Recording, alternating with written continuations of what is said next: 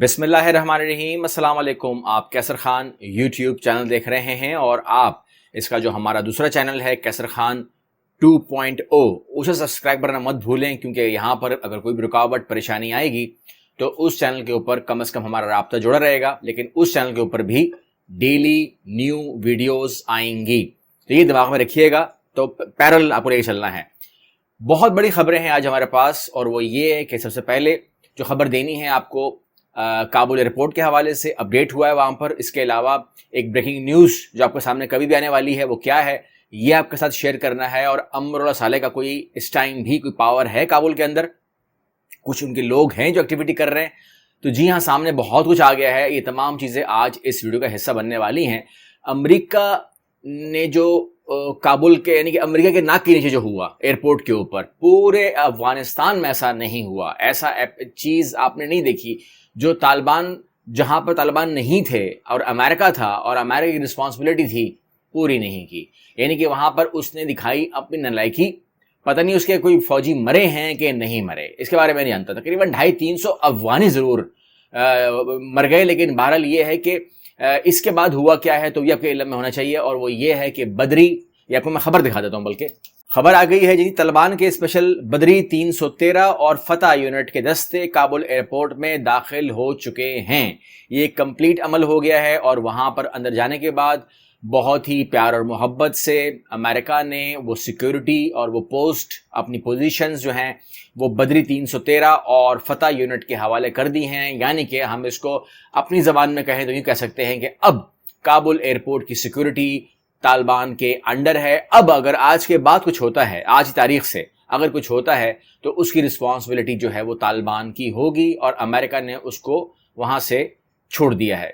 اب ہم بات کریں گے دوسری خبر کے حوالے سے، اور وہ جو ہے امراللہ صالح کے حوالے سے ہے۔ وہ این ڈی ایس کو چیف تھے ان کے، اور این ڈی ایس کے چیف کے بعد جو این ڈی ایس کی کہانی، این ڈی ایس کا بننا، این ڈی ایس کا تمام معاملات جو ہیں، اس کے اگر ہم ڈیٹیل میں نہ جائیں کہ این ڈی ایس بنی کیسے ہے، اس کا پورا ڈیٹیل میرے پاس موجود ہے، لیکن این ڈی ایس کی جو ٹریننگ ہے یہ را کے انڈر ہوئی ہے۔ یعنی کہ یہ این ڈی ایس خود بتاتا ہے، اور امراللہ صالح خود ایڈمٹ کرتے ہیں کہ جی میں بھی را کا ایک سرگرم کارکن ہوں، اور میری این ڈی ایس پوری کی پوری جو ہے وہ مطلب ایجنسی کسے کہتے ہیں، کیسے کام کرتی ہے، کس طرح پروسیڈ کرتی ہے، کس طرح ورکنگ کرتی ہے، کس طریقے سے تمام چیزیں ہوتی ہیں، وہ این ڈی ایس کرتی ہے۔ این ڈی ایس جو ہے وہ کبھی بھی اشرف غنی کے نیچے کام نہیں کیا اس نے، وہ ہمیشہ جو ہے وہ ایک نائب وزیر تھا، جو نائب صدر تھا ان کا امراللہ صالح، اس کے نیچے وہ کام کرتے رہے، اور اس کے بعد وائس پریزیڈنٹ بنے تو بھی ان کا انڈر رہے، اور امریکہ کو جو سی آئی اے ہے ان کو ڈائریکٹ رپورٹنگ کرتے تھے۔ تو N D S direct interlink تھی را کے ساتھ اور سی آئی اے کے ساتھ۔ اس طریقے سے انہوں نے اشرف غنی کو کبھی بھی صدر کی اوقات نہیں دی، انہوں نے ہمیشہ اس کو ڈاؤن رکھا، کیونکہ اب آپ کو معلوم ہے کہ اگر را، این ڈی ایس اور سی آئی اے ڈائریکٹ ہوں آپس میں تو اشرف غنی کہاں کھڑا ہے۔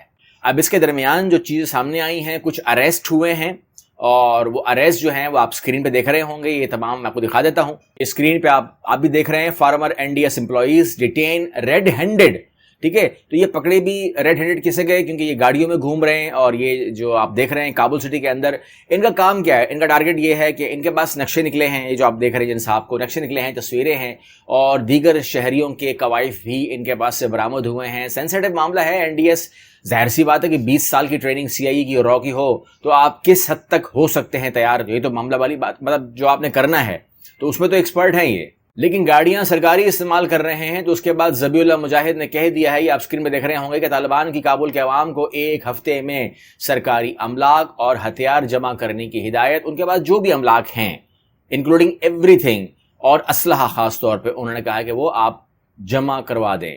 ہمیں یہ بیانات ابھی دکھائے جا رہے ہیں، بہت ساری میڈیا کور کر رہی ہے، میں بھی صبح بھارت کی بھی ٹی وی دیکھ رہا تھا، انہوں نے کہا کہ طالبان نے افغانستان کو فتح نہیں کیا، ان کو جو ہے یہ گفٹ پیپر میں لپیٹ کے ان کو یہ دیا گیا ہے، اور امریکہ نے جانا ہی تھا۔ دیکھیں آپ میپ کو دیکھیے، یہ آپ افغانستان کا میپ دیکھ رہے ہیں اسکرین کے اوپر، یہاں پر امریکہ بیٹھا ہوا تھا، اور اس کے پاس ایک پاور تھی، کچھ ممالک بھی تھے، اس نے اپنے مطلب جو ہوتے ہیں نا وہ رکھے ہوئے تھے۔ اس کو ایکسس کہاں کی مل رہی تھی، اس کو ترکمانستان، ازبکستان، تاجکستان، اوپر رشیا، یعنی کہ یہاں سے تاجکستانی کیا اوقات ہے، اور رشیا سمجھ لیجئے، کیونکہ یہاں پر الٹیمیٹلی اس کی ہی چلتی ہے۔ تو رشیا اس کے ٹارگٹ پہ تھا یا وہ بالکل اس کے قریب گردن کے پاس تھا. ایران دیکھ لیجئے ایران کی گردن کے پاس تھا. پاکستان دیکھ لیجئے ہماری بہت بڑی سرحد لگتی ہے اور امریکہ یہاں آگے بیٹھا ہوا تھا.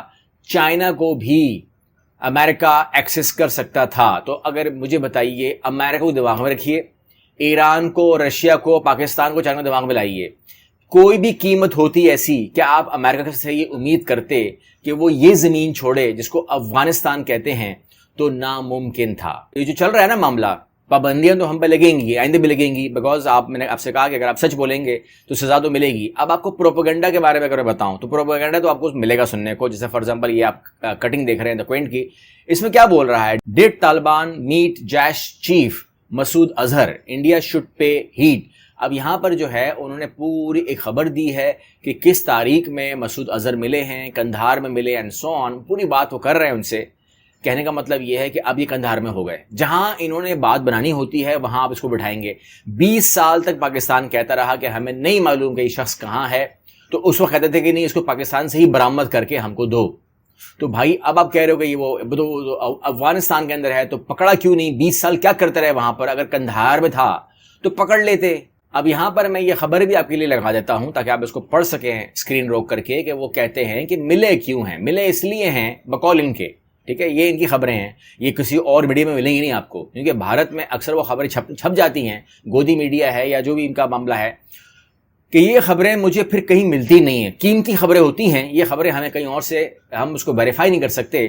تو یہ کہتے ہیں کہ جی بالکل ملاقات بھی ہوئی ہے, جیش محمد کے مولانا مسعود اظہر سے ملاقات بھی ہوئی ہے, اور ملے بھی ان سے سارے ٹاپ لیڈر ہے طالبان کے, اور انہوں نے ان سے کہا ہے کہ جی آپ سیٹ بیٹ ہو جائیں, اپنے معاملات سیٹ کر لیں, ایک پوزیشن اپنی پوری لے لیں, اور پھر اس کے بعد فوکس کریں, ہمارے ساتھ تھوڑا سپورٹ کریں, تاکہ ہم جو بھارت کا کشمیر جہاں پہ قبضہ ہے اس کو چھڑوانے میں ہمارا ساتھ دیں.